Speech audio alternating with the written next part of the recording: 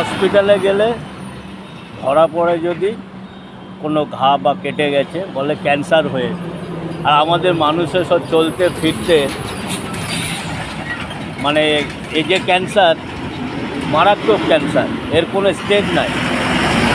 কোনো কারখানা, অফিস, বাড়ি সিকিউরিটি থাকে, কেয়ারটেকার থাকে, বাড়ির দরজা বন্ধ করে লক লাগানো থাকে, লাস্ট স্টেজে কী থাকে, সিসি ক্যামেরা থাকে। কারণ কেন এগুলো হচ্ছে একে অপরের প্রতি আমাদের বিশ্বাস হারিয়ে গেছে, মানবিকতা হারিয়ে গেছে। এখন শুধু খালি অরাজকতা চলছে।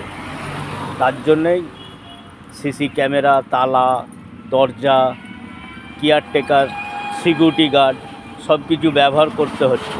তার মানে আমাদের ওই ক্যান্সার রোগের থেকেও এই ক্যান্সার রোগ ডেঞ্জারাস, যার কোনো স্টেজ নাই। সিসি ক্যামেরা হচ্ছে লাস্ট স্টেজ, এরপর আর কিছু জানা নাই। ধন্যবাদ, জানলে বলবেন।